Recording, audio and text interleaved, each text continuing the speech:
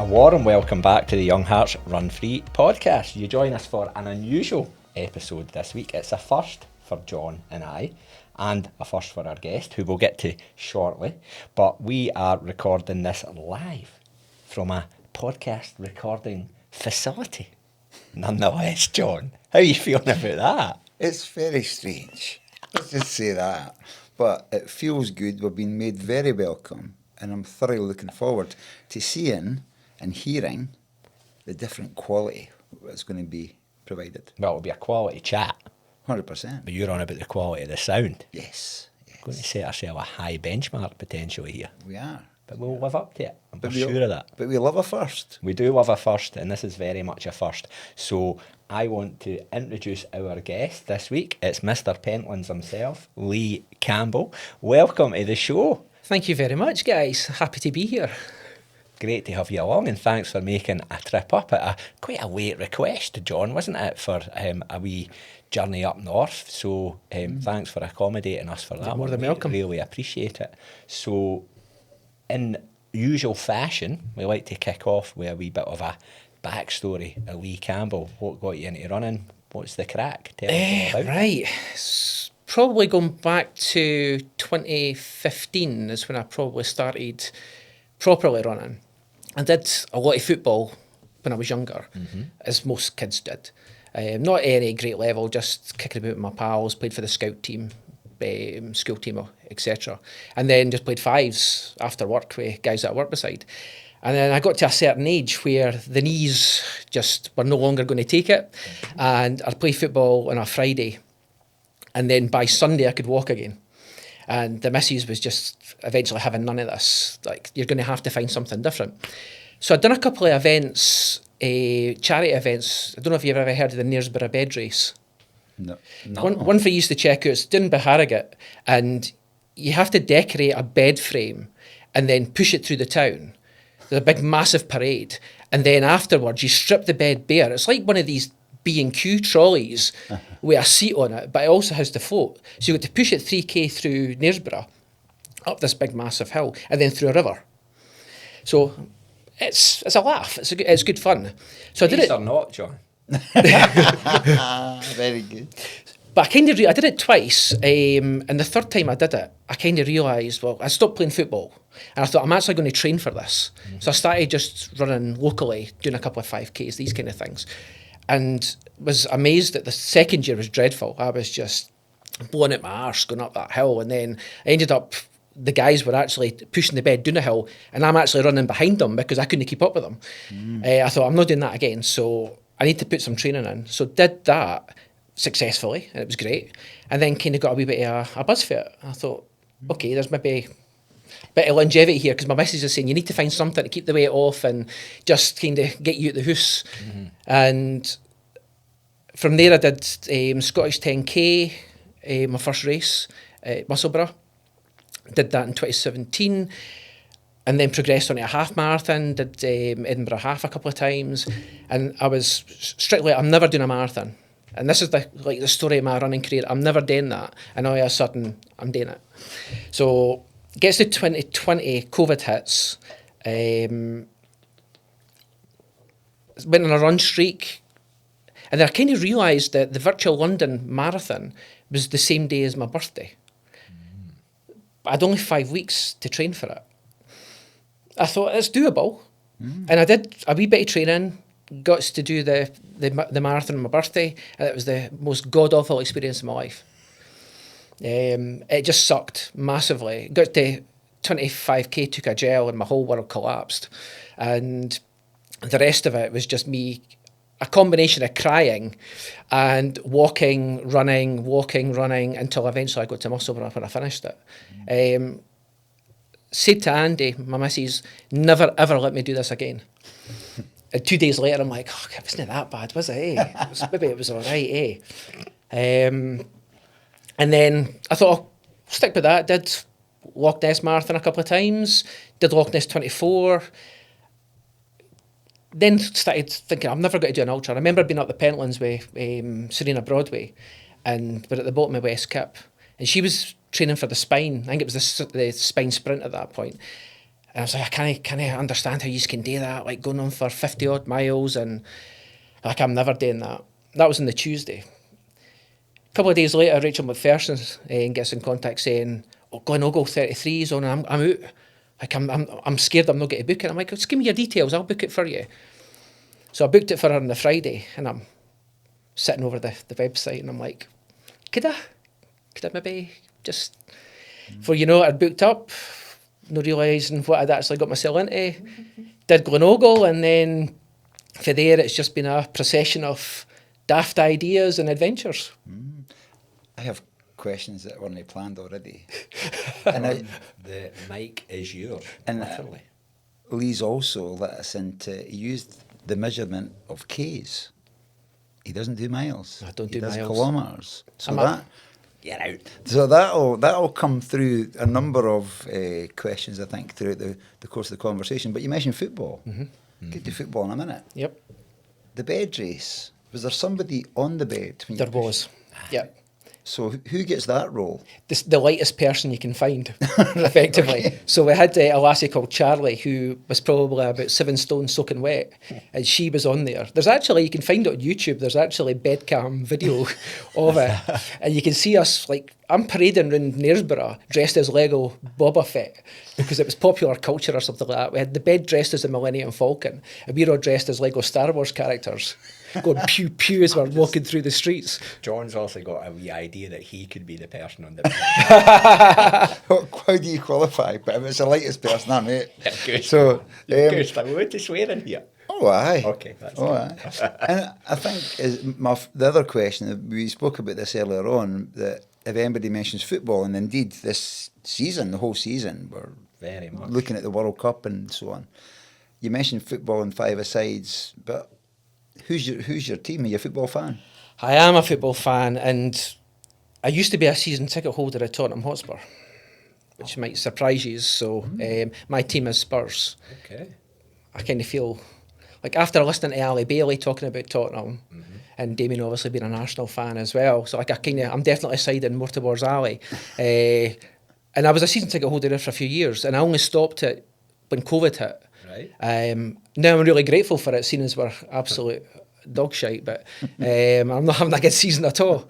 It's like the highs at Europa League final last May, and now thinking, yeah, it could be relegation. But so yeah, I was a season ticket holder there for a good number of years. And from a Scottish perspective, I'm a Falkirk boy, so my Falkirk was never going to be on the cards. But East Stirlingshire is my Scottish team. So a Lowland League man. So I go through now and again, not very often these days, but East Stirlingshire. So you can't call me a glory hunter. No, I thought you were away to say that you followed the Bairns, but it's the Shire. It's the Shire, aye. So when you were donning that five-a-side strip, who in your head, who were you? Who was your favourite player? So it's going back to the day, it would have been Glenn Hoddle. That's when I first started being a proper, like, understanding football. I think it was about 7 or 8 when I started supporting Spurs, and we were all right at that point. And then we went through the heady days of FA Cups in 81, 82, and then the Europe Trophy in 84 against Anderlecht. Yep. So Glenn Hoddle was just strolling through the park at that point. So at that point, that was who later on. Ledley King. Ledley King is my footballing hero. Brilliant, man. Proper Spurs man. Proper Spurs man. Wedley and Lee, by the sounds. So that means then you didn't have a season ticket in the new stadium? I did have a season ticket in the new Did stadium. you? I was at the first game. Okay.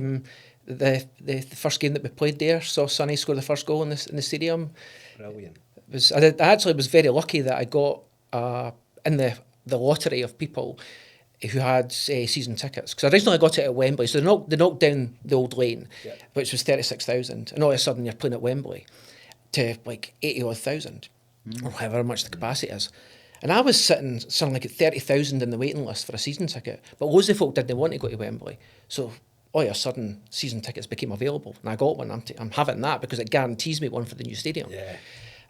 It's had some great times watching them at Wembley, and then saw the Ajax Champions League semi-final, and some amazing games there. Oh, I can. Right. Anyway, we're going to speak about running. Back to running. No, because I could feel myself getting drawn into Yeah, it. We definitely. could talk about this all day as well. That's us covered the podcast The theme. Yeah. this season. This will happen throughout the season. It will indeed. It will Yes. indeed. Yes. Thank you, Lee. You're welcome. With regards to running, though, and some of the things that you've done, and thank you for talking about your journey. I know there's a lot more to it than that, and we'll have a look at that. But do you have a running coach? Are you coached by anybody? Are you part of a run club? So I am part of a run club.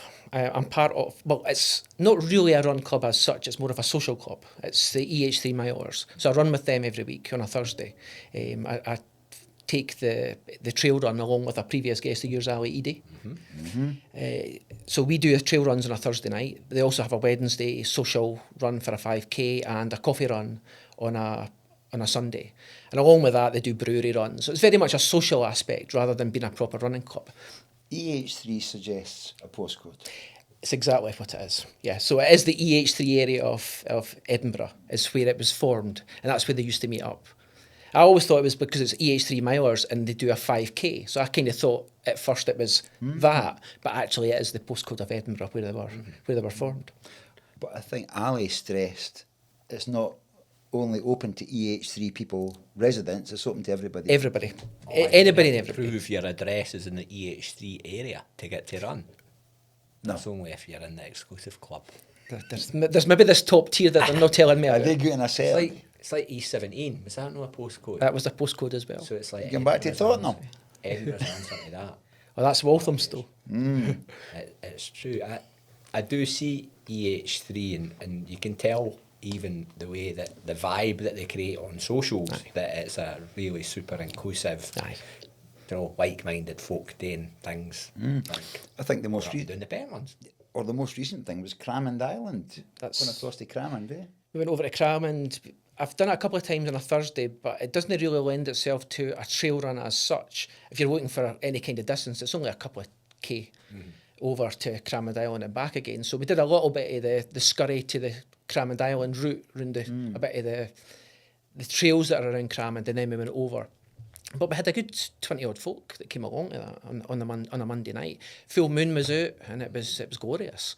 So we like to have these adventures along with the standard trail runs, and we do once a month we'll do city trails. We'll take, not necessarily up the Pentlands, we'll maybe go up Arthur Seat, we'll go up Blackford Hill or the Braids, various different areas. So and that's doing it that way is, we'll get more of the road runners coming in, the guys that will do a Wednesday, who are maybe looking at the Pentlands and thinking, I didn't really fancy that, it's maybe a bit out my league. We'll come along at the city trails and run that with us, maybe not quite as intimidating, and get to know us. Depends what bit of Edinburgh you're running through. That's very true. You might want to be a wee bit faster in some areas.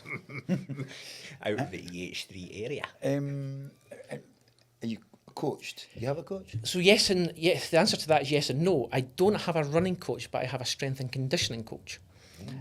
So Kaylee Webster coaches me from strength and conditioning. I always got away with it just by the amount of elevation I do up the Pentlands. But I kind of realised towards the end of last year that only get me so far. And getting to a certain age, things are starting to creak a wee bit and getting a wee bit sorer than they used to. I'm spending a wee bit more time in the physio. I thought I need to do something about this. And I ken all the things that I should be doing, but I just want to run. I didn't want to be doing the gym. I tolerate it more than anything else. I'm not a fan of it, but I'm starting to see the benefits that it's actually bringing. So I approached Kaylee and said to her, would you do a session A and a session B? So I'll do session A and one day, and I'll do session B another, and just kind of rotate it as I go along, and then just effectively up the weights. So she was really good, and she came up with these 2 sessions, met up with me. We did a one-to-one session where she looked at my technique and she's like, no, you're not quite doing that right, do this. And we're going to meet up again in a couple of weeks' time where we're going to do that again just to see where I actually am. I'm definitely seeing the benefits from it. But I'm pretty much uncoachable from a running point of view. I just do my own thing. It's worked for me, I have to say. If somebody tells me, oh, you're doing intervals today, I'll be like, no. I just didn't fancy it. Literally, aye. I didn't think there's anybody out there that... I'm notoriously stubborn, so if somebody says, this is what's on the plan, you're doing that today, I'll be like, nah, I'm not doing that. I think it's exactly that, though. It's some people need the coach for that accountability and guidance and stuff like that. Others didn't, and there's no... And there's folk in between. Aye. There is no one size fits all. No, And we should individuality. also say Kayleigh is a previous guest and friend of the show is. as well, and she's got a coaching business that's doing great things just now. Very much so. Spoke with Kayleigh on one of the more recent Pentlands runs, and we spoke about some of the athletes she's been working with, and there's been some brilliant results in there as well. She does a lot of stuff with mindset as well, Aye. Kayleigh. Yeah. Yeah, she's really switched on. And Kayleigh's brilliant. The fact I can just text her as a pal, because we are really, really good friends, and I'll just text her and she'll be like, how are things going? And I'll be like, not really feeling it the noon. Unknown to me, she is actually coaching me. She's just kind of dropping a few things in. You maybe want to think about this, you maybe want to think about that. Maybe just take a wee step back, go back to what you love doing. And before you know it, I'm back in the game again. And she's never really... To me, it's like it's just been... Having a chat. We've just been having a blather, but she's just got that great way about her that she can just easily just feed you the information that you probably need to hear to get you back on track again. Wee nudges. That's exactly it. Brilliant. Next question. Races or adventures? Oh, it's got to be adventures. I'm an adventure boy. I mean, I do like a race. I raced yesterday up at Inverness. I did the half marathon, but for me, it's just having a route, getting a GPX, and off you go. Having a wander in the hills with your pals and Go Stravaiging. go Stravaiging. That's a good word to be using. It's quite topical. You should say a bit more though, because I know, because we've chatted, it's not just in Scotland you do this. No, I've been in various different places. I've been over to the TMB and in the Alps. I've done that recently last year. I've been doing it Love Trails down in Wales.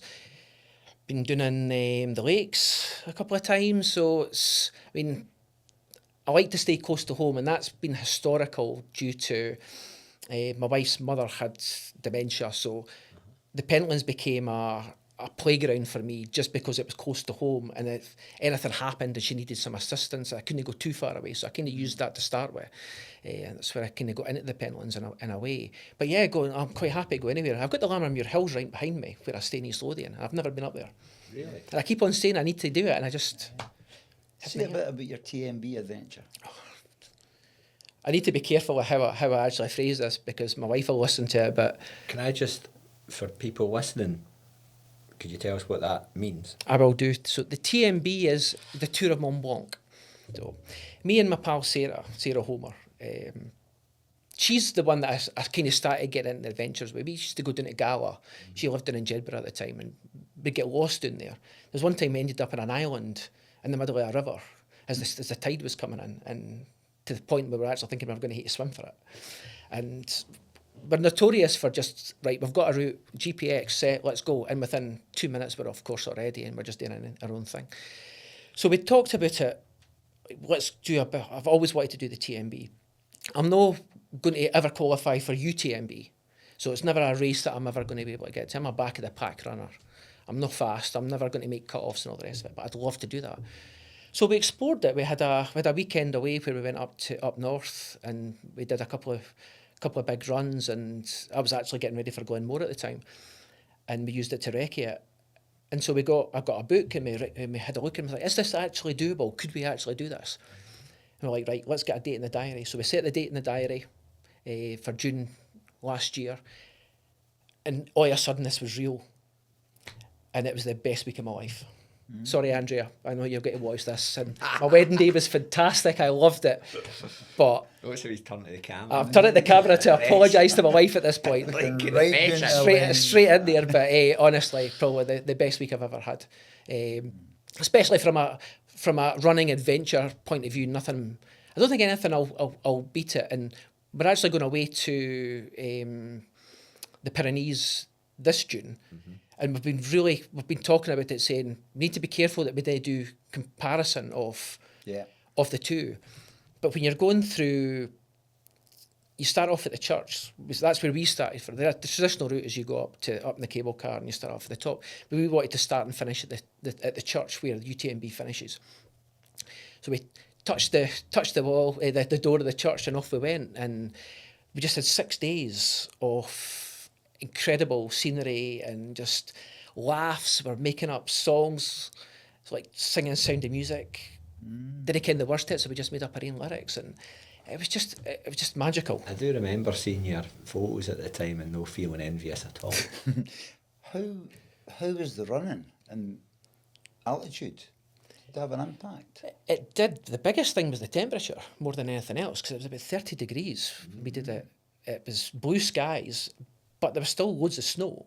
So you're crossing over ice bridges. It's like 30-degree heat. The sun's beating down on you. And the altitude for a couple of days probably did get to me a wee bit, but we'd only gone up to 2,700 metres. Wasn't too bad, but after day 3 I was pretty much used to it. But the heat killed me. Yeah. After day 4 I was... What time of year was that? This was June. Okay. So it was just the start of the season, so still plenty of snow on the hills. And it was the very first week that the refuges were actually open. Right. And we did it timing-wise because it was a good time for us to do it. But we were very mindful of the fact that it could be a bit sketchy in places. So we had we had all the kit. We had ice spikes in the pack. But everything that we started off with is what we needed for the entire trip. There's none of this baggage. You can do that, but it was going to cost, I think it was $1,000 for the 2 of us to get our bags moved from place to place. At first I couldn't quite get my head around that until you get to Courmayeur in Italy, and then you realise that from Courmayeur onwards, it's actually really difficult to get to these places. Right. And I had a moment, we'd done Courmayeur, we'd got to Courmayeur, and that was the end of day 3, and I knew the next day was going to be a bad one. It was going to be 34k, and it was going to be 2,500 metres elevation, so it was going to be a really spicy day. And the reason it was a spicy day is because I'm an idiot, and when I plotted the route, instead of just going up this nice wee trail on the side and getting to the first refuge, I decided to take us up one of the variants that they have and added an extra 6k and an extra 1,000 metres of elevation on. However, I'm so glad I did do it because I've got a video on my Instagram of just me doing a 360 round there and views that I'll never forget. I can, even just now, I can feel myself just getting borderline emotional about it. That we're standing around with not another person visible, and you've got the Alps all the way around. I can see Mont Blanc, and it was just stunning. But I had a really bad day. That's when the heat started to hit me, and I ended up having to say to Sarah, "You're going to hate going ahead to me, or we're actually going to lose our spot in the refuge." So I trolled it after about 10 hours. Lassie's saying to Sarah, I was like, this is one of my favourite stories of the whole trip. Where is he? Where is he going to be? She's obviously got dinner ready. You've got to be there at a certain time. Have dinner's at 7:30. If you're not there at 7:30, you're not eating that day, which is why I sent her on. Where is he? She's like, I can't get a signal. I need the Wi-Fi. No Wi-Fi until after dinner. Well, I can't tell you where he is then. But when's he going to be here? But I need the Wi-Fi. No Wi-Fi till after dinner. So eventually I come in, burst. All I want is a shower. I'm stinking. I'm knackered. And I'm like, no, you need to sit down. You need to have your food first. So I'm sitting there just trying to get this food in my neck. What a shower. And I was absolutely ruined. Absolutely ruined. And at that point, I actually said to Sarah, I was like, I'm not sure I can do day 5. And I'm now looking at options, like how I can get to the next place, get to so we're at La Folie, how we can actually get to Tryon. And I realised, I can't. It's like, it's going to be 5 hours in a bus and a train and all the rest of it. I'm just going to suck this up and go on with it. And I'm so glad I did, because I got through day 5 and then got on to day 6 and we actually finished. And that feeling of getting back to the church and running down the street in Chamonix, touching that. And there's a great picture of the 2 of us having a hug, because it was 2 guys who'd done it over 4 days. Right. They were standing there with their T-shirts on, and they're like, do you want us to take some pictures? We're like, this is brilliant. So we got our pictures taken by them when we were there.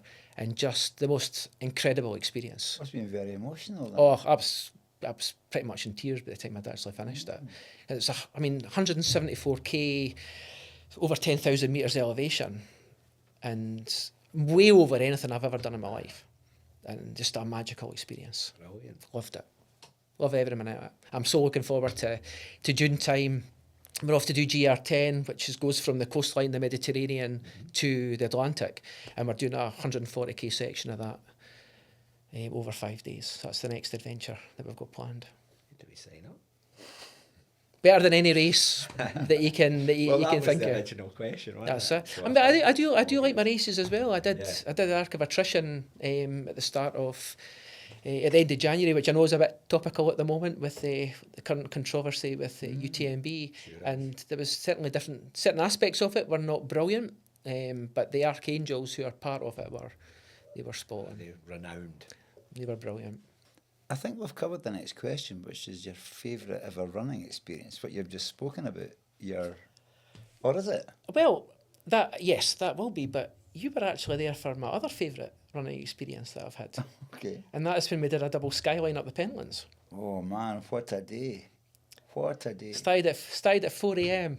and we were 13 hours because we did a lot of fanning around and we met a lot of people that day. But that day changed everything for me because I'd never ran for longer than, I think, 7 hours. It was the longest I'd ever run. I remember we were going up, we had a wee celebration actually as we were going up one of the hills. And I went, guys, can we just stop for a minute? This is the longest I've ever ran. Well, we just bumped into well-known social media, Bozza Ritchie. That's right. We just bumped into Bozza Ritchie there. And you said, this is literally the longest I've ever ran. You know, at that point. And then we went on, there was you, Rachel and I. Aye. But then we met other people as well. Other people dropped in and out, didn't We they? met Clark. Clark Finlay. Aye, we met him at the Kips. Yeah. And there was loads of other people who were just out. They were doing training for, and there was a guy who was doing was it Bob Graham? Yes, and that's what that group that there was Bobby, That's right, aye. Bozza Ritchie, Dougie Porteous. That's right. Other people, this guy, I can't remember his name, his name was Sam maybe. Aye, it's Sam, that's right. He was doing a Bob Graham round, so loads of folk were out training, but we were out doing double Pentlands Skyline. Because you were training at that point for The lakes. the lakes. That's right. Yeah, aye. yeah. And I was just out for a couple of days out. Well, you've kind of opened the door to the Pentlands. Yeah, which, when I introduced you, that was it, Mr. Pentlands. That's what you're renowned as now. I've got no idea who came up with that. Can't Honestly, to this day, I've got no idea where it came from. I can't think. It sounds familiar, but I'm not 100% sure where that came from.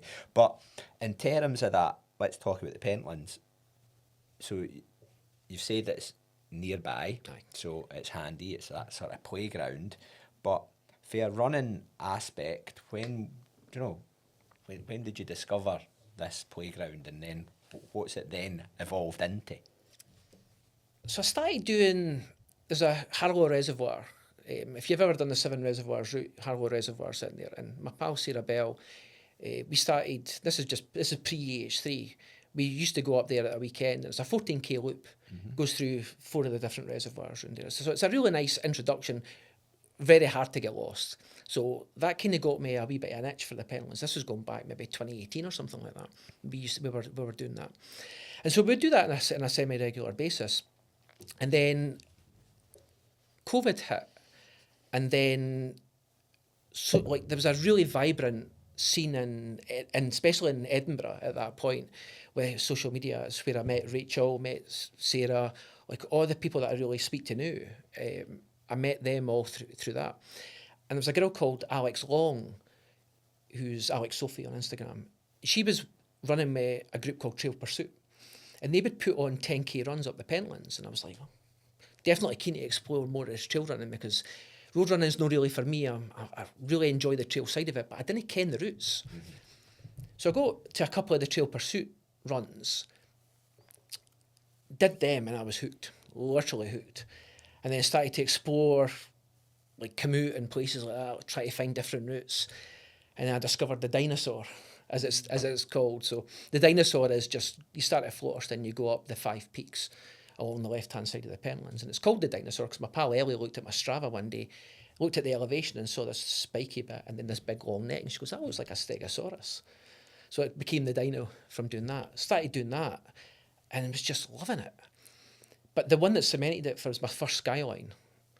And this is going back to 2023, so it's actually not that reasonably recent. So 2023, a girl I ken, Ali, she had said, no, a different Ali for EH3, and she had said, oh, going up the Pentlands with a group, do you fancy coming along? And I was like, most I've ran this year so far, 16k, I'm in no state to do a to do a skyline. She goes, it'll be a laugh. We're all broken, we're all struggling now, so come along. Like, aye, all right. So I had 2 weeks to train for this. Gets to do my first skyline. And I remember being at the bottom of the kip after doing the first part of it. And I'm broken at this point. I'm 14k in, I've done half of it, 1,000 metres elevation, and I'm like, I've got another. I'm the furthest away I could be from the finish line. I've just got to keep on going with this. And I dragged my way up over Black Hill, drops back down, and I'm looking up to Bell's Hill, and it's like that, and I'm just like, nah, I'm done. 21k in, and Ali said, she goes, you've got 5k that way, you've got 5k that way, you've got 5k that way. What you want to do? And I was like, shite. It's like, it looks like I've gone up there, eh? So, and it's what I needed to hear, because she was lying to me. It wasn't 5k that way or that way. But she did enough to get me up that hill, and then over Cape Law, and back to the ski centre. And the elation I felt when I got back, I was just buzzing, broken beyond belief, in absolute agony the next again day, but just so happy. And that then gave me the confidence to, like, this is it. I found my calling. But one of the things was that if you didn't ken the Pentlands, it's quite easy to get lost. I mean, there's loads of different ways you can go. I mean, you get to the top of a hill, you can see, right, Edinburgh's that way, Pennycook's that way, you can see the bypass and all the rest of it. So you can kind of figure it out. But it's not for the faint-hearted at the same time. It's a decent range of hills. It's got everything you need. It's got, like, you can do the lower routes if you want to, you can do the high routes if you want to. It's entirely up to yourself. Steep. But if you die, it is, I mean, the 2,000 metres elevation for a skyline, so it's no joke, and it's got to be treated respectfully. Yeah, but you've changed, and we'll speak about the running community. EH3 Milers obviously plays a part in that. And we'll speak about the running community, but you've also now introduced a lot of people to the Pentlands, and what that is doing, and what I love about this is it doesn't have to be a skyline. It can be the dinosaur. It can be shorter than that, and it's open to all. But these social, I'm going to call them social sessions. I don't know if it's what you call them. That's what I call them as well, aye. But they're there for people, and you're getting pretty big numbers come along to them. How did it feel to put them on and see the numbers grow? I remember rocking up for the very first one, because it all started off that me and Rachel McPherson had a list of folk who had contacted us saying, we want to go up the Pentlands. And so we just kept on accumulating names. Because you always see it when you do it on Strava, I would love to do that. I would love to do that. Yeah. Actually, I saw Mel Sykes had put on, it was one of your runs when you were up the Pentlands, I'd love to do that. So I pinged her and said, next time we're doing a social, come along. And she said, busy until April, after that. So I'm holding you to that to get along to one of my sessions at some point. But yeah, people have said that, I'd love to do this. And so I thought, I'm just going to stick something out. And if 2 people turn up and they've never been up the Pentlands, job's done. It's 2 people that hopefully will get something out of this. And I remember turning up at Flotterston and there was 30 folk there. And I'm like, I'm not ready for this. It's like, You're just like, I'll just jump back this guy. it's like, literally, I'm like, and I'm seeing like big seasons like Debbie Martin Consani is there, and I'm like, hang on a second, it's like these are like proper runners here. I'm just an enabler. I guess you could call it that. But it's new to them though, isn't it? Exactly. I think Debbie knew the Pentlands, but a lot of people that turned up that day had never been before. Or step foot. And such a range of people, from people who have done like incredible events to people who have maybe only ran 10k. And that was just a fantastic day. It was, and I remember it was snowing. We got up halfway up, and this cloud visibility was zero. A couple of people got injured, and I was having to try and get them off the hill safely. But we all did it. We all had a brilliant day out, and I'm like, right, okay, this was almost like a one and done at this point. I wonder if there is any longevity in this. I didn't want to do it too often because I didn't want to pigeonhole myself, because I've got my own things I want to do. I didn't want to be, this is my life, if you like. Because people have said to me, you should do guided tours up the Pentlands. But I do it because I love it, and I want to do it when I want to do it. I didn't want to be, I've got a group of 5 to take up here the day and I can't really be bothered. I want to do it when I want to do it. Aye. So I thought quarterly seems a good thing. We'll do it by the seasons. This is your winter one's done. Let's do a spring. We'll do a summer. We'll do an autumn, and we'll just see where it goes. And the spring one took off as well. We did a different route. Summer was exactly the same, and then winter came, and it was like I've done a full season's worth of Pentlands runs, and each time it's been different faces that have been coming along, and then some people will jump back in again, and it's been phenomenal, the fact that there's been this demand for it. And I did do a skyline just a few weeks ago, because some people have said, I'd love to do the skyline. So I thought, and some of the guys for EH3, and that's where it was driven from, because some of the guys for EH3 had said, I'd love to do a skyline. I was like, right, let's put it on and we'll see what came. And we had 25 folk turned up to do a Pentlands skyline. And that's not just a wee 10k just up the Pentlands. That's a big day out. And the one thing that I'm so happy, and I'm really proud of this, is the diversity that we had that day. That there was more women came along than men that day. And it's the fact that I feel that there's now created a safe space for anybody who wants to come along and give it a pop and just have a day out in the hills. It's brilliant. It's fantastic. It's great to watch it, and I'm going to make a pledge to come along myself when the circumstances allow. Yeah, because for a lot of people, the Pentlands skyline, or not just the Pentlands skyline, the Pentlands can be a scary thing. You know, but people it looms over Edinburgh, doesn't it? Yeah, it's fantastic, fantastic range. But people will see people that they know coming along to the social runs and going, and I'm not saying this cheekily, but if they can do that, maybe I can do it. And it's about being open to everybody, and you're pretty much saying, dude, come along, you'll be fine. Yeah. So fair play to you doing it, man. It's brilliant. I applaud you. I made it at the start because I knew there was a range of people who were actually coming along that day. Some folk hadn't really done that kind of distance before. Other people were seasoned trail runners.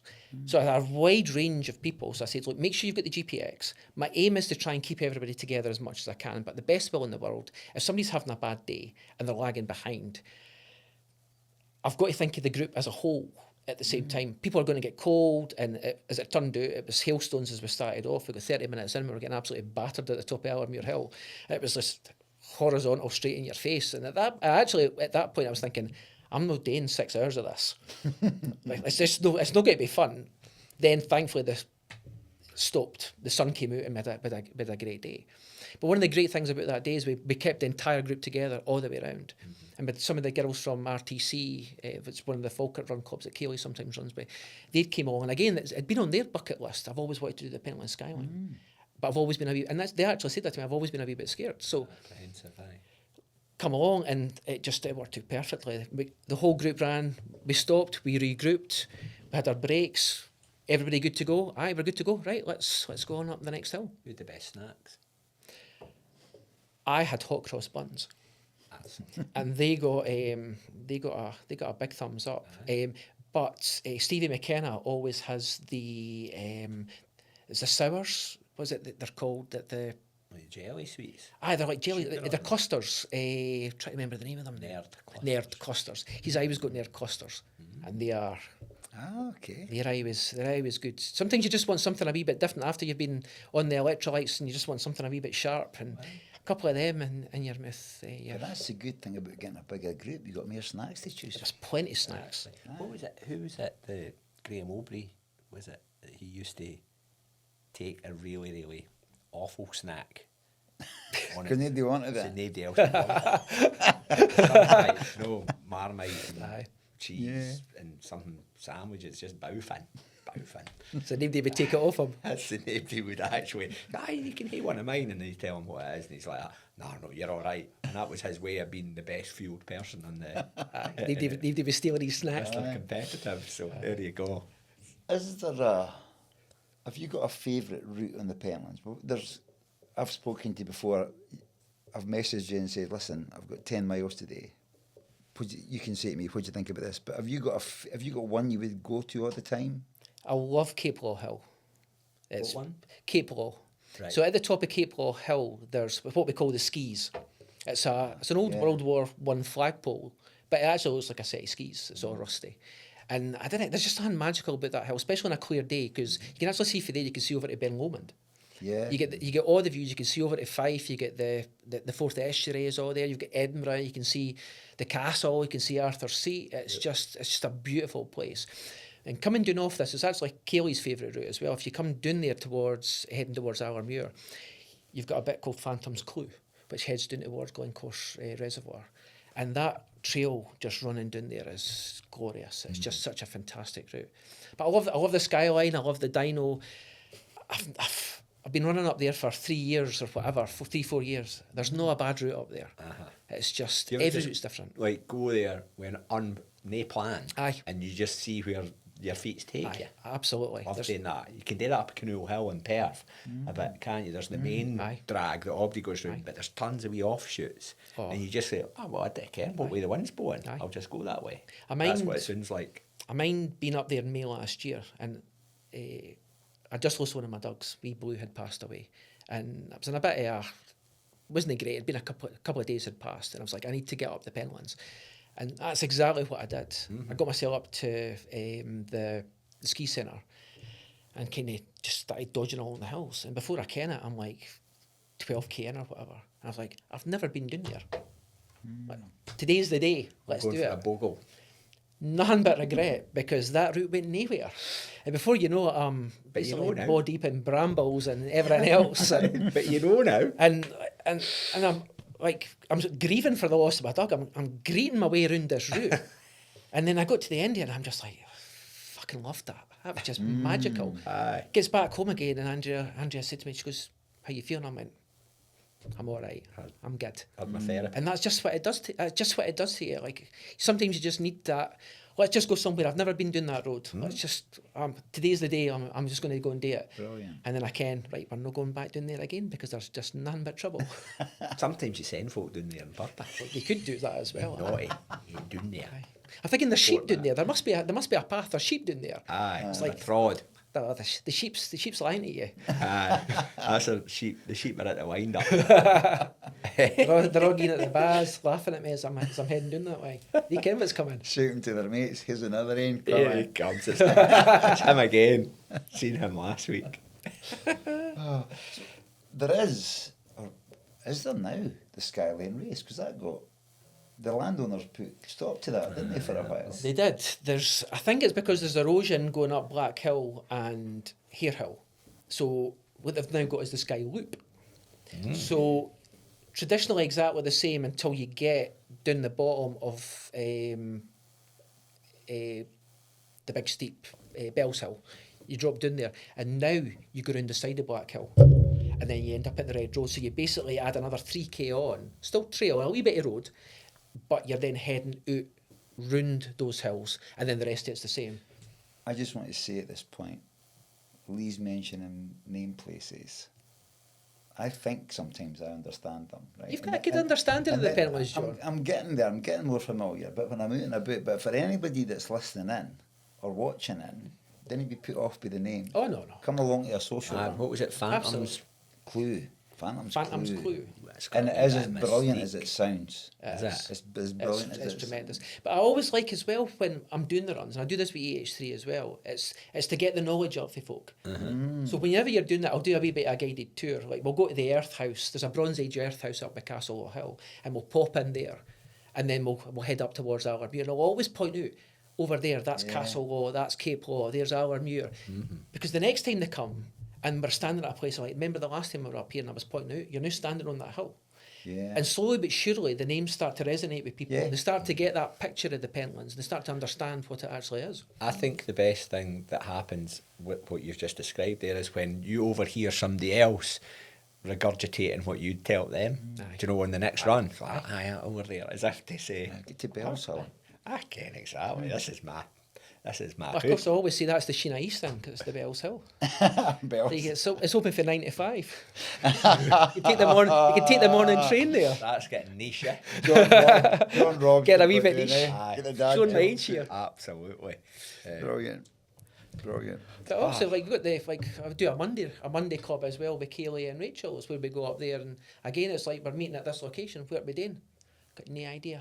Let's just go out and have a wee bit of fun. So, on that, my question about the Skyline race that used to happen, but it's now been tweaked a bit. If you could plan a race, design a race Aye. in the Pentland Hills, what would it be?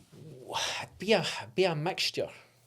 There's one run that me and Kayleigh did. We started off at and it was just one of these ones. We're just going out for an adventure. I would start off as the Skyline does, and I would do the first 2 hills, and I'd go over to Cape Law, and then I'd go down Phantoms, and then I'd go up and do a wee bit of the Dinosaur. So I'd come back towards Flotterston. I'd go up. Again, you didn't care what these hills are, but I'd go up Turnhouse, make my way along to Scald Law, and then I'd drop down, and then from there I'd go up the side of Black Hill. And then you've got a brilliant run down for there. Well, And I just look my way back round again. It'd be probably about a 16, 17k, but it'd be all my favourite hills. right, 16, 70 k's, that's 10 mile, eh? About that. But there's a scalp elevation in there. It's a lot of elevation. It's a tough. It'd be a tough gig. And where does it start? At the ski centre? It would start at the ski centre and you Okay. finish there because you get your cup of tea and your. Are you going to be able to accommodate 500, 600 runners? Before I reckon- going that, I where do we reckon- I sign reckon up, so. eh? Aye. I reckon we can do that. Entry Central, open on Monday. 50 we quid. could call it the Lee Campbell round or something like that. 50 quid. The week There of you 4 go. we'll cut half the elevation off though. We'll just do that at the end. You're no longer going up Scald Law. Aye, which actually Can't do that just an anymore, out aye. and back. I honestly thought you would struggle with that question. I'm delighted that that sounds like a good route. Aye, I think it would be. What would you call this race? I don't know what you would call Oh, it. the Lee Campbell round, would they? The Lee Campbell The LCR. round. The LCR. We've got a route name. Who needs your UTMB? I need to get an FKT on that ASAP. There you go, there's tomorrow's tasks. And as soon as the legs are working again, I'm straight on that. Get on it. So, finishing up on the Pentlands, Aye. there's an incident. It involves sheep, aforementioned, and shite. Aye. Allude further. Aye, me, John and Rachel were out doing a dyno and I don't know if it was maybe your first dyno, and I had one of these wanky flip phones that were... The foldy ones. It was because you were going to put me in a stone circle. You threatened to put me in a stone circle. There was the sacrificial circle as well that we Yes. saw on the right hand side, and when you come off the bottom of the kips, and I'm going to interject here a bit. You know what kip means in Dutch? No, but every day's a learning day. It means chicken.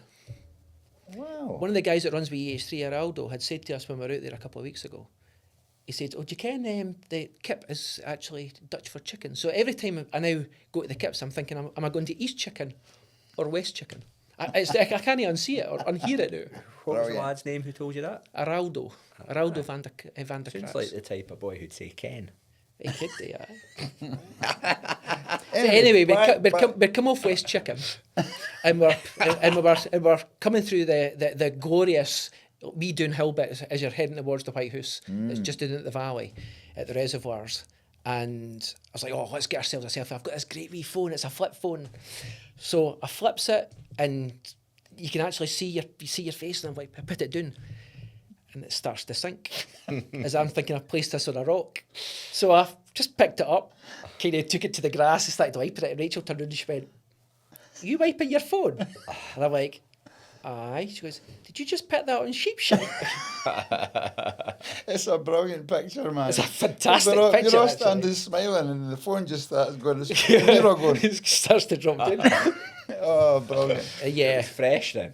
it was very fresh. But it's one of these spots that is so picturesque, isn't it? You're looking right down, and at a certain time of year, all the heather's out, and it's just absolutely glorious. You've got the hill, so you're in this valley, which is a clue, I guess. So you're in this valley, and you've got the hills on either side, and you've just got the White House at the bottom. You're standing beautiful. there, you just got this gorgeous, stunning view. Aye, We've that actually was- got representatives for Visit Scotland in the Pentland tourist board behind the door coming in. Give you your royalty check. So that's a fine way to wrap up our wee bit Pentlands chat. 'Cause that Absolutely. sheep story is a classic. That's an absolute absolute- classic. And it gets mentioned good frequently. day out. It gets mentioned frequently. Changing the gears just a wee bit, let's talk about running kit. And you've mentioned that yesterday you ran in the Inverness half marathon, so you're no stranger to a bit of tarmac as well. So tarmac, trails. I'm going to guess you prefer the trails. But favourite bit of running kit, bit of kit that you always take with you. My favourite piece of running kit is the Ron Hill Shake Dry jacket. It's just unmatched. Thankfully they've done another batch of it. Yeah, because you mentioned this recently that you had it before. The original Shake Dry is the greatest piece of kit I've ever had. I mean, the Ron Hill normal jacket, the Mercurial, is a fantastic running jacket. But the Shake Dry was just next level good. And it was windproof, it was rainproof. You didn't get that boil in the bag feeling when you were running it if you got a wee bit too sweaty. It was just an incredible piece of kit. The black one? It was kind of like a blackish, greenish kind of colour. Almost a bit of patent sort of look, a patent leather look to it, isn't it? Aye. And you would just take it off, you'd give it a shake, and did exactly what it said in the tin, and it was incredible. I've still got it, but one of the things that and I don't know if this is maybe why they stopped making it, was the packs rubbed against it. So it wasn't a jacket you could reproof, because the actual waterproofing was the material. It wasn't a coating that was added to it. It was the actual material itself that was waterproof, and the packs would rub it and then turn it so it wasn't waterproof. Damage it. So I now use the original jacket as a windproof jacket. So if I can it's going to be just a wee bit showery, I'll stick it on. But the fit in it was perfect, and the quality of it was just unmatched. So that was definitely my favourite piece of running kit. Cool. No, it never rains in the Pentlands. Never rains in the Pentlands. So I was sunny. Never out your bag. Secret question time. You've mentioned Rachel McPherson. Oh, I can't even be hurry. I spoke with Rachel, but she gave me 3.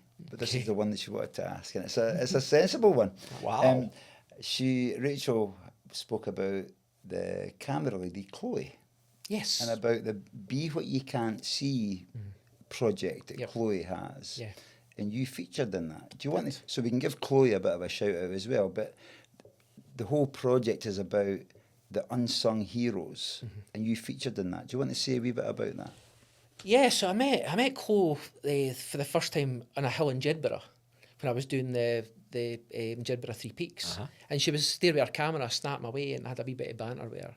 And after that, she started following me on Instagram, followed her back, started to see what she was doing. And Chloe's like a spine photographer. She's always up at Hut 2, and she does a lot of the good stuff. And she asked to come along to my Pentlands Social in December. She's like, do you mind if I come along and take some pictures? And I was like, absolutely, by all means, please do. In fact, it was November.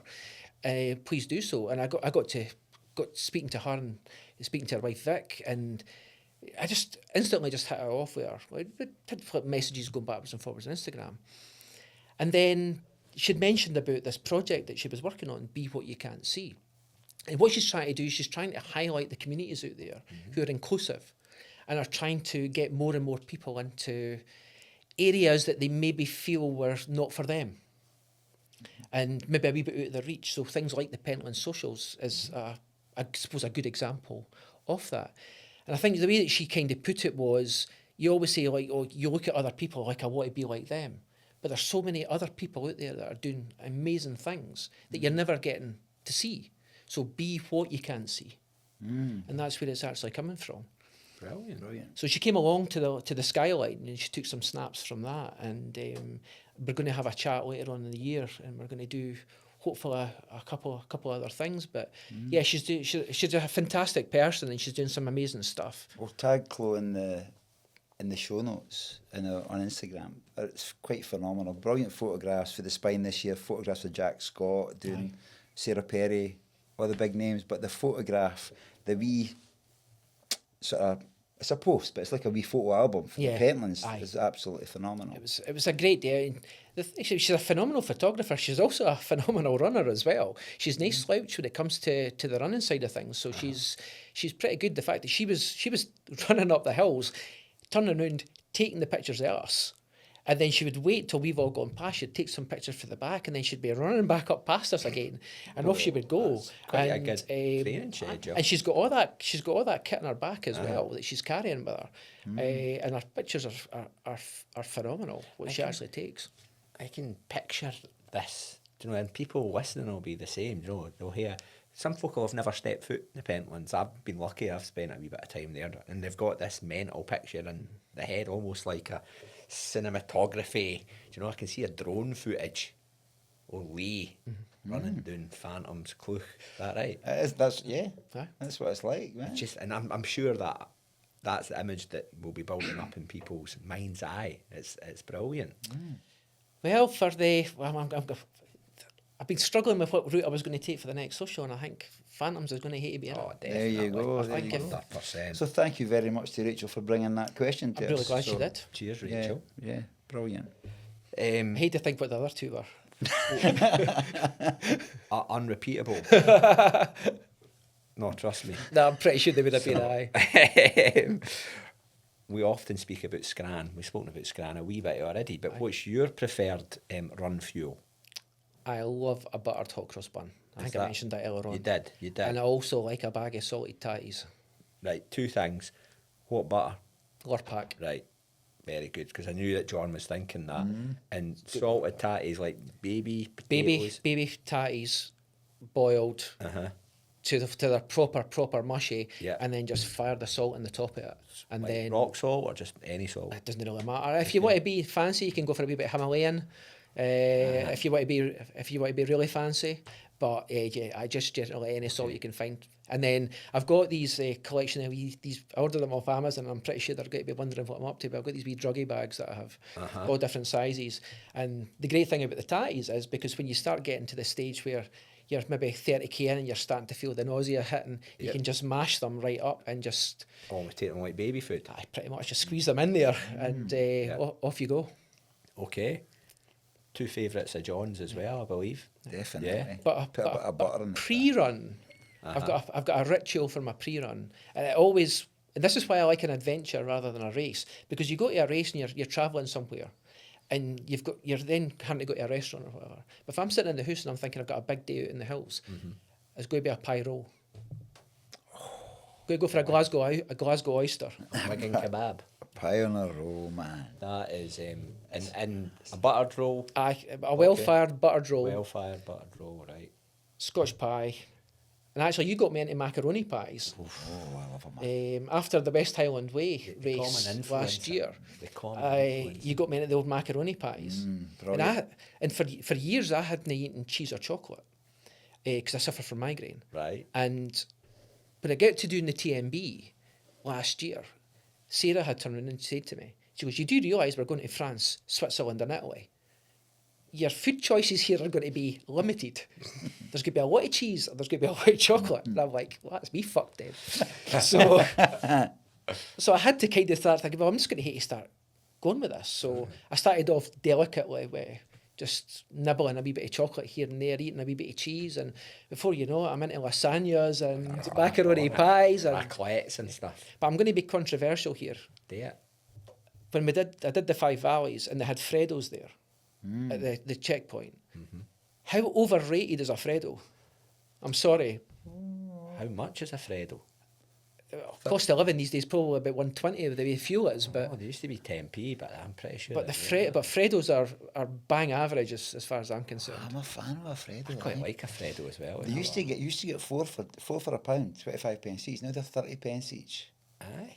Aye. You Nah, get ones no. with caramel in them as well. Aye. I'm quite happy. See, I like a biscuit as well. I'm a big massive fan of an Empire biscuit.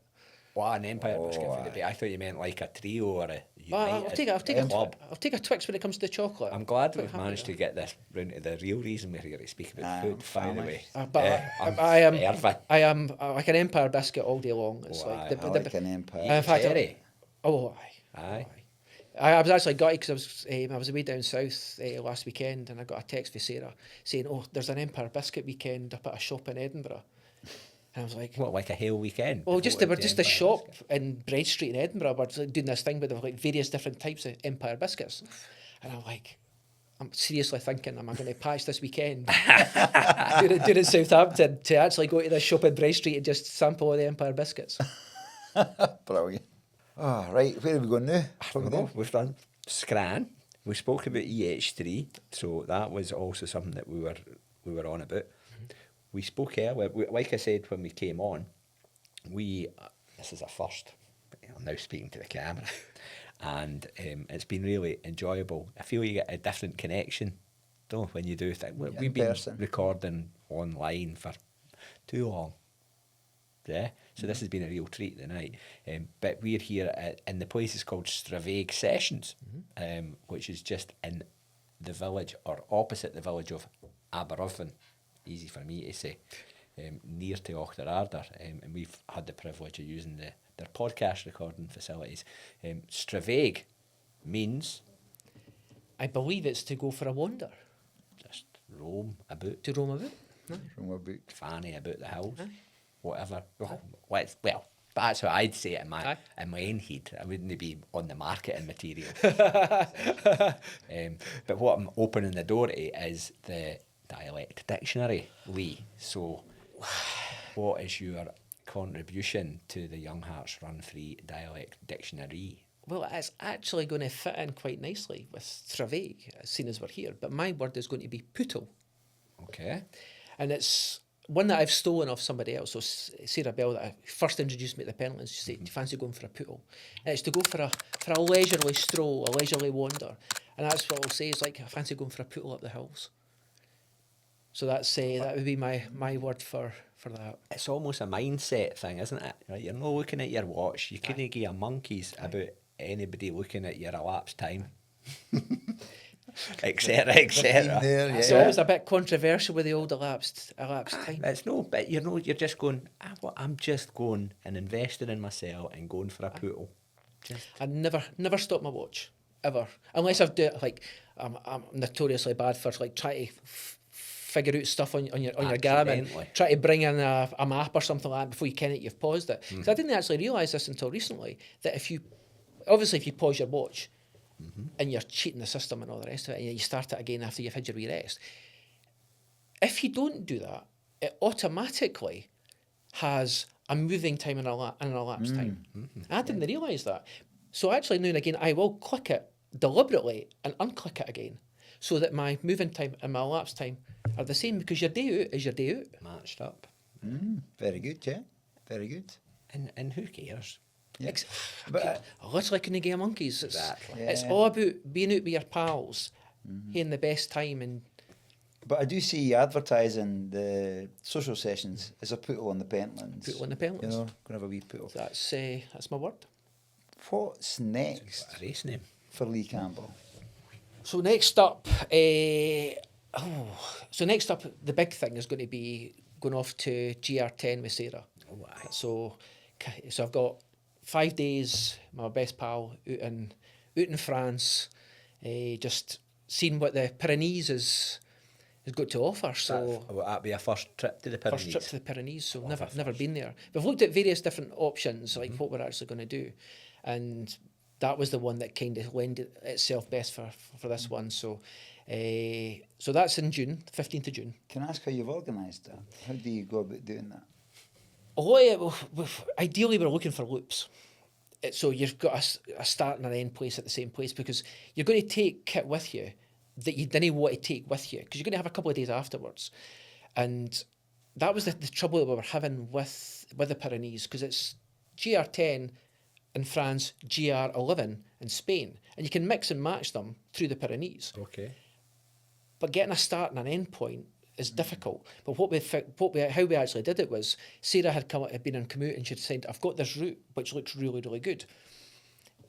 And then I figured out, I'd sent her a picture of bus routes and train stations, and that's where it all clicked in, where it was like we could get the train to Luchon, whereas where we're going to start it. And when we finish at Cauterets, there's a bus stop there, and we can get a bus from Cauterets up to Lourdes, and then get the train back to Toulouse. So we fly into Toulouse, train to Luchon, stay overnight there. We'll start our adventure. We'll finish it in Cauterets. We'll stay overnight there, and then we'll travel back to Toulouse. Through that. But we keep our effectively are normal stuff that you'll want after you've had your run. Because we've got a couple of days afterwards to do a wee bit of touring about, maybe a bit of hit a spa or something like that. To R&R. just to have a nice chill out after we're finished with it. So you want to have like normal clothes for that. Yeah. So we can just dump our stuff in Toulouse and then make our way. And it's part of the joy of doing these things is the planning Amazing. phase, isn't it? Like, That's you the know, adventure, isn't it? It is Absolutely. the fact, and then executing it. But like you get I do anyway, get a lot of sort of satisfaction out of just like researching and seeing what other people have done and looking at routes and stuff. But that's when the minutes become hours, isn't it? Oh, aye, that's when you go down And then a you rabbit try and hole. introduce ChatGPT into this as well, because ChatGPT can be good. Mm-hmm. You can say, I'm looking for a route in Europe, so 160k, maybe 9,000 metres of hills. And I'll go, oh yeah, I can do that for you. And I'll come up with all these different suggestions. TMB's always going to be the top, the one that it gives you. And then, so I said, I want it to be in the Pyrenees. I can do that for you. They gave me this. And I was like, great, would you like a GPX file? I'd love a GPX file. And then it punts at this GPX file and I load it into Garmin Connect. And I'm looking at this thing and I'm like, you start here and then you go there and then you're doing here and then you're up there and you're there. I mean, that's not a loop. So as much as AI can be great at saying, oh, I've got all this stuff for you, Yeah. it'll lie massively when it actually comes to actually giving you the route. So you can't beat, and I'll buy, I actually have bought the book for GR10, where you can see the map to route that you've actually got, and you've got variations that you can take as well. And that's one of the things when we actually finish on day 5, we've got the option if we want to do a day 6 that we can do, and there's a loop at Cotterets that we can actually just do if the legs are feeling good at that point before we then travel back. Appendix. So I'll be extra just to throw in things that actually Brilliant. are good. But you're right, it's the actual joy of it is when you sit and you're firing routes backwards and forwards. Oh, I've seen this one, I've seen that, I've not even heard of that, and you start doing your investigation. And you're like school kids. And then when it comes together, Oh, and that's what you've you're got going to your be actual- doing. You've And actually then you got find your, the bakery with Empire biscuits. got your route. Aye. I know. Aye. And then it's like life's complete. So I've got that in June, but before that, Uh-huh. my missus is a bit of a running widow, and she's very, very supportive. But at the same time, I think she feels a wee bit of FOMO when she sees me going out and she sees all the pictures and the rest of it. So she hit me. She's not a runner at all, and she hit me at the end of last year. I want to do the West Highland Way, and I'm like, I'm all over this. I'm like, absolutely, let's get it done. So our mum passed away last year. She was 96. She lived with us for a good number of years. Right. And her birthday's in May.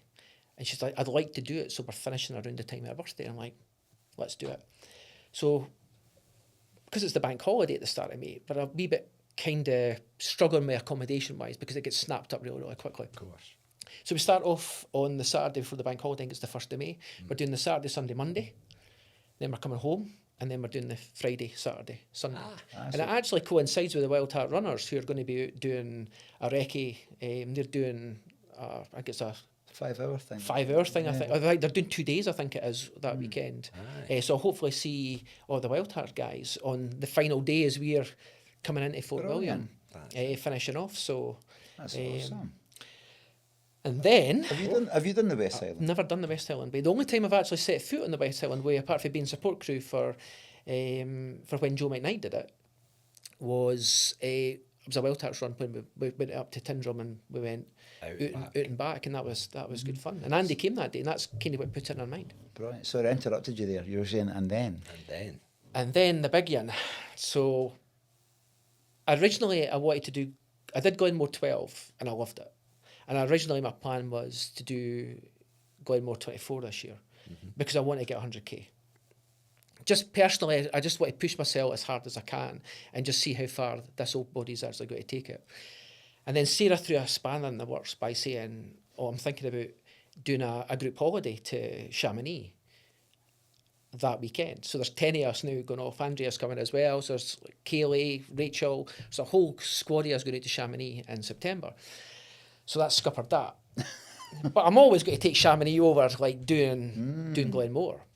And I was like, but I still have this itch that I want to do 100k. So I'm going to go out to up to Aviemore to effectively Glenmore campsite, and I'm going to do loops of Loch Morlich in July at the end of July. Sarah's going to crew me. I think Kaylee's going to come along. I think Rachel might be, depending on what she's doing, because it's the same weekend as the Lakeland.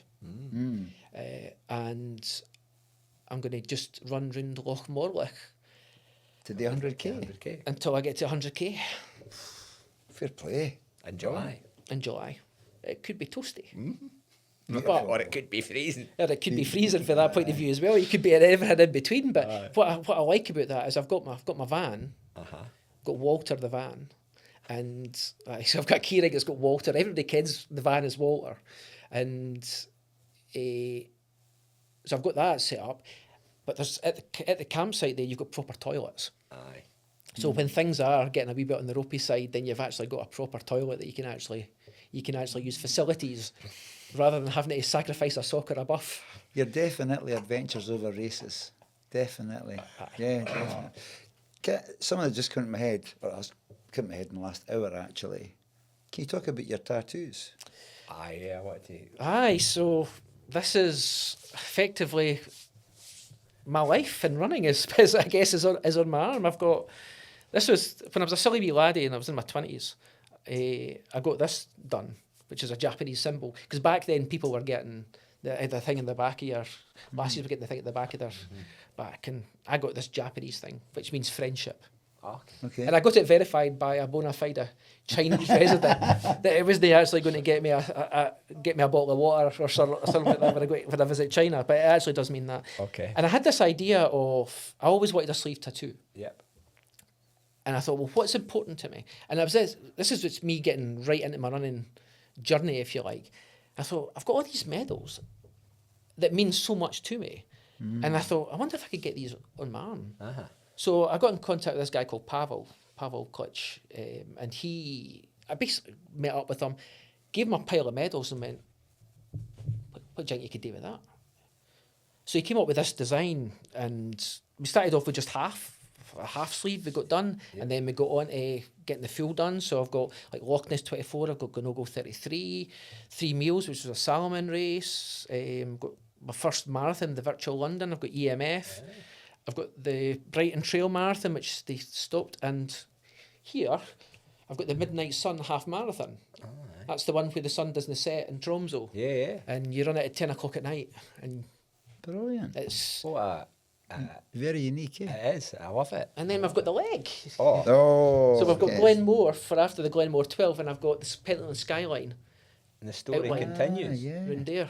Got it Should down have wore there. your shorts. I should have put my shorts on. Still John. got- Always shorts. Always Always shorts. Still And I've got- actually got, in the bottom there, I was looking for something around the wrist. I've actually got the elevation of the Pentlands skyline Aye. on the wrist. What a way to finish that sleeve off. That's It was fantastic. I was looking for something. He just kind of had it just with a little swirl around there, and I was like, it needs to just go down just a wee bit further. Just to complete it. And I thought, so I took the elevation of the skyline from my Strava, and he just tattooed that on there. Super. We spoke about a guy, George Keefe, the other week who'd got the Chile Chile tattoo. Aye. So Yeah. running tattoos, do you know, just as a way to remember a significant moment or something that was particularly, do you know, emotional or whatever Absolutely. like that. There are a lot of people all here running tattoos. You got any running tattoos? You got West Highland Way one? But the West Highland Way. Yeah, but the West Highland Way.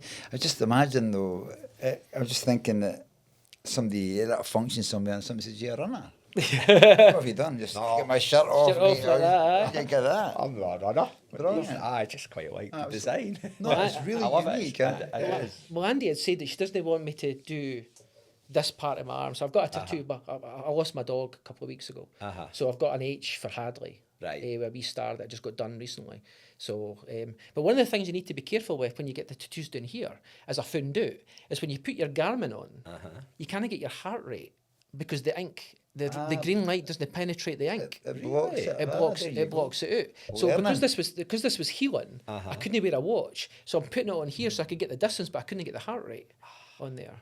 But I also have a tattoo on my ribs as well that I got after TMB. So Sarah is a fantastic artist, and when we were standing on that top of the hill I mentioned earlier on, and like nobody around us, just having that moment, just the two of us standing in nature, and I'm standing there going, fucking nature. Fucking nature. This is incredible. And that was the tagline for the rest of it. We'd just be standing there and she'd just go, fucking nature. And so she did this design of what we saw at that point, if you like. So always been etched in my memory. And she was like, I'm thinking about putting 3 dots on there. Because we'd kind of talked about as well, the different people that are out in the world. You've got the people who are in nature. You've got people who should be in nature. And then you're probably going to have to make this an X-rated episode. And then you've got cunts. And that's what the 3 dots are. So you've got the first dot, which is just no shading in it. It's just pure. That's your people who are in nature. This is people like us who are out in nature, out in the hills. And then you've got the people who want to get into nature. You did your dot 2 people who want to get into nature, and then you've got your dot 3. So if you ever hear me talking about somebody being a dot 3, that's kind of where I'm alluding. So that is the history behind that. But it's looking a wee bit lonely. So maybe after the Pyrenees, there might be a wee addition coming down to that side. I'm a big fan. I love tattoos and people's tattoos, but I love when tattoos are quite unique. Aye. And yours are. Well, that's it. Well, Sarah all got a story. Yeah, so I've got that and Sarah's got it in exactly the same place. Yeah. So we both went together, got it done. A week after we came back, we were originally going to get it done in Chamonix, but there was no tattoo shops open on the Sunday. So because she had this design all worked out and everything. It's like you used to go in stag do's and come back with a tattoo. Yeah, I got me. Some dodgy. Exactly. Age and stage. So I come back for the adventure. Right. Let's go to music. Let's go to music. Let's go to music. We always ask people for a song to add into the Young Hearts Run Free playlist, which is now multiple playlists. About 27 hours worth of playlists. So, a song, a tune, a track, something that means something to you that you want to share with the Young Hearts Run Free listeners, Lee. This is without a doubt the hardest. All the questions you could have asked me was this one, and I've thought there's so many in there, so many songs out there that mean a lot to me. But I'm an 80s guy. And I thought, well, grew up in the 80s, my favourite music era is definitely the 80s. And when I did Arc of Attrition, the 25, I didn't listen to music. I've never listened to music when I run. It just totally screws with me. But I have songs going through, like choruses going through my head that just repeat and repeat and repeat. And what went through my head was the Cocktail Twins, Pearly Dewdrops Drop. And for 6 hours, I had the chorus of that. And it kind of was matching my pace and just everything that was going on. So that's going to be my addition. Fantastic. First edition, the Cocktail Twins does not feature yet. Well, they're also, Cocktail Twins are from Grangemouth. Liz Fraser is from Grangemouth. She's from Grangemouth. So I kind of feel like there's a bit of a childhood connection from me growing up in Falkirk, Grangemouth just in the road. So it kind of tied in nicely. So full circle moment. And it's just a fantastic song. Well, I've added it live to the current playlist, which is called La Buff Buff Collection Volume 12. Brilliant. I could fill that with just stuff. Yeah. And I had another one in my head that I was like almost going with, but I was like, no, I'm going to stick with. Oh, you've got to tell us it now, man. Okay, if you want to, if I'm allowed a second, the second one would be Wolf Alice. Wolf Alice. And it's a song called Don't Delete the Kisses.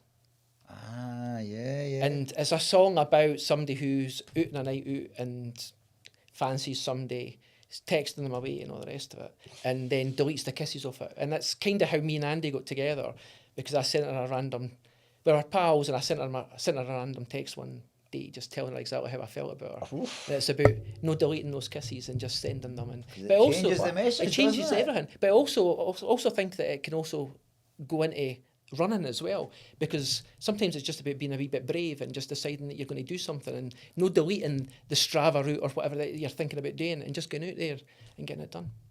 So that would be my second song. 2 for the price of 1 Well, that wait they've up. added to the This is playlist.